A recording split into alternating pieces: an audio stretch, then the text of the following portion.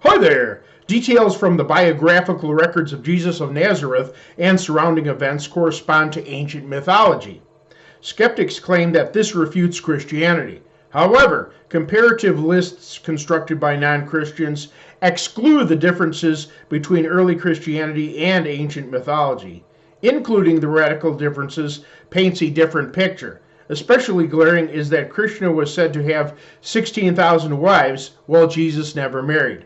And Horus's father, the god Osiris, was killed and dismembered, then his body eaten by catfish. And his mother was the goddess Isis, not a human woman like Mary. Besides, several stories from mythology are paraphrased and given Christian terms in order to make them resemble the Christian gospel when they actually do not. I realize that Jesus' life and surrounding events are archetypal. An archetype is a literary device in which a character is created based on a set of qualities or specific traits identifiable to readers. But archetypes are part of humanity's collective unconscious and/or memory of universal experiences.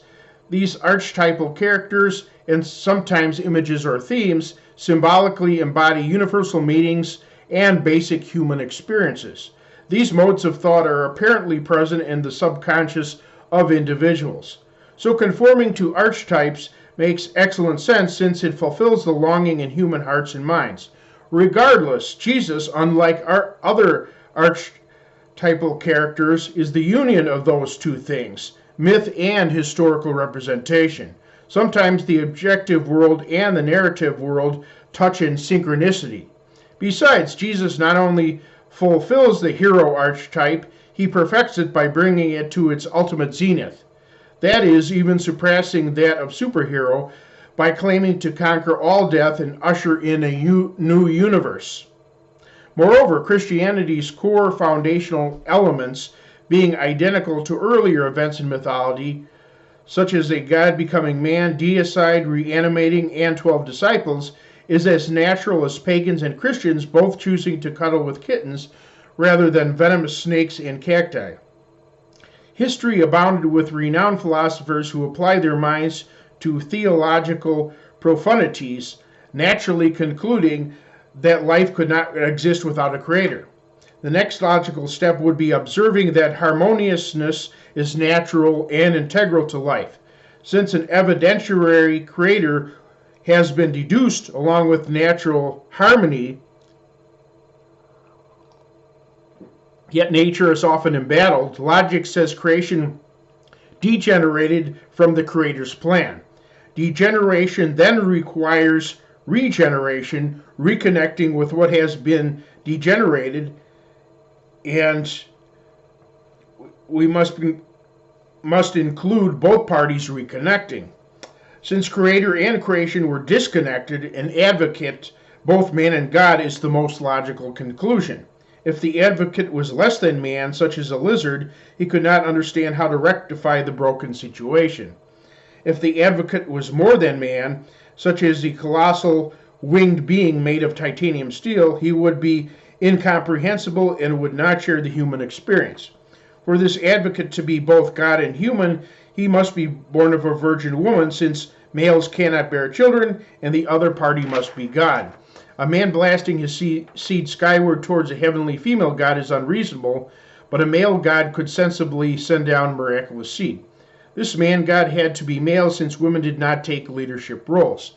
Dying for fellow men is logically the ultimate commitment, and conquering death, humanity's greatest fear and most permanent foe, by rising from it, is the greatest feat. If Christ did less than this, he would fail man's highest expectations and imaginings. If he did more than this, such as randomly altering everyone's molecular structure with cosmic radiation a la the Fantastic Four, he would be sidetracked from his purpose of redeeming and regenerating humanity. Since everyone knows that water is naturally purifying, no wonder ancient cultures endowed washing in water with spiritual meaning.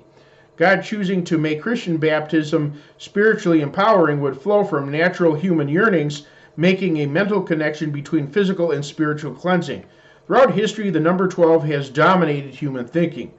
There are 12 inches in a foot, 12 in a dozen, days and nights have 12 hours, hours and minutes have 60 a multiple of 12, etc.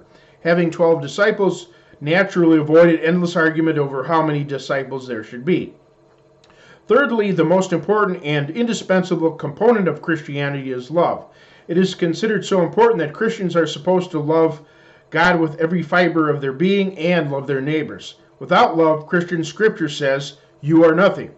Instead of lumping together Christianity and mythology, lump ancient Greek, Egyptian, Mediterranean, Norse, and Roman mythology with atheistic philosophy, since none are founded in love.